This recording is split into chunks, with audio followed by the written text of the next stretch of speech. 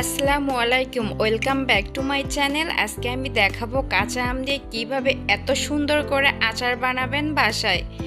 দেখেই কিন্তু মনে হচ্ছে অনেক সুন্দর হয়েছে। চলুন তাহলে দেখে আসি আমরা প্রস্তুত প্রণালী। এখানে আমি 1 কেজি পরিমাণ কাঁচা আম নিয়েছি। কাঁচা আমটা আমি দেখুন কিভাবে কেটে নিয়েছি, ঠিক একইভাবে কেটে নিতে হবে। এখন আমি একটা ফ্রাই প্যানে পর্যাপ্ত পরিমাণ দিয়ে দিচ্ছি সরিষার তেল। সরিষার তেলটা হালকা গরম হতেই আমি এখানে থেতো করা রসুন দিয়ে দিচ্ছি। রসুনটা আমি হালকা ভেজে নিব।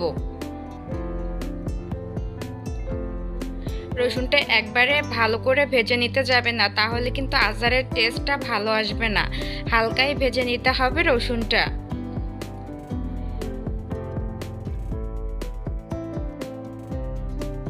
এখন আমি দিয়ে দিচ্ছি পাঁচফোড়ন। পাঁচফোড়নটা তেলের সঙ্গে হালকা ভেজে নিলে পাঁচফোড়নের যে গন্ধটা আছে এটা ভালো করে বেরিয়ে আসবে।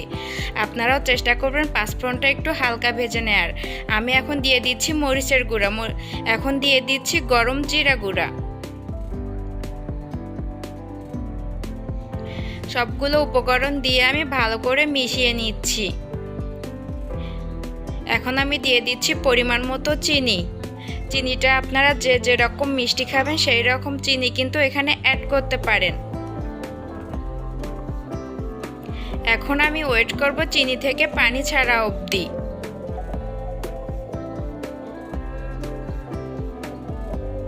ঘন ঘন নেড়ে চেড়ে দিতে হবে, তাহলে চিনি থেকে খুব তাড়াতাড়ি পানিটা বেরিয়ে আসবে। দেখুন আমার কিন্তু চিনি থেকে পানিটা বেরিয়ে গিয়েছে। এখন আমি দিয়ে দিচ্ছি বেটে রাখা সরিষা। কালো যে সরিষাটা বাজারে পাওয়া যায় সেই সরিষাটা এখানে আমি ব্যবহার করেছি।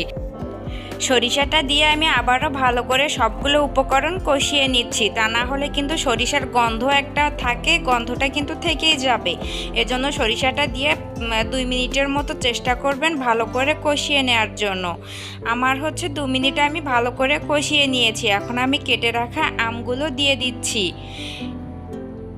আমগুলো দিয়ে আমি আবারও ভালো করে সবগুলো উপকরণের সঙ্গে মিশিয়ে নিব। আপনারাও যদি এভাবে আচার বাসায় তৈরি করেন তাহলে বিশ্বাস করতে পারবেন না এত পরিমাণ টেস্টি হয়। একবার হলো এভাবে আচার বাসায় বানিয়ে ট্রাই করে দেখবেন।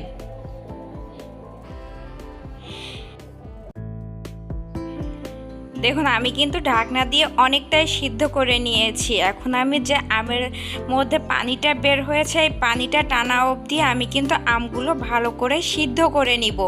আমার এই পানিতেই আমগুলো ভালো করে কিন্তু সিদ্ধ হয়ে যাবে।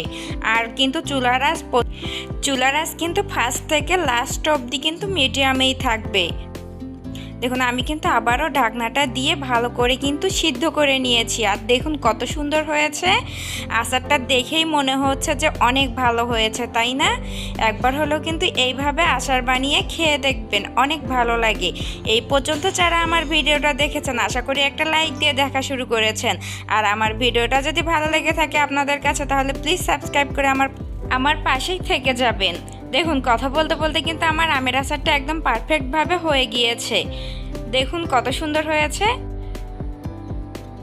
এখন আমি আরেকটু নেড়ে চেড়ে নিচ্ছি যাতে আমের আচারের আঠালো ভাবটা চলে আসে। দেখুন কত সুন্দর হয়েছে। আমি আরেকটু নেড়ে চেড়ে তারপর নামিয়ে আপনাদের পরিবেশন করে দেখিয়ে দিচ্ছি আমের আচারটা কত সুন্দর হয়ে গিয়েছে। আপনারাই দেখুন কত সুন্দর হয়েছে। আপনারাও চাইলে কিন্তু এভাবে খুব সহজেই বাসায় বানিয়ে নিতে পারবেন টক ঝাল মিষ্টি কাঁচা আমের আচার।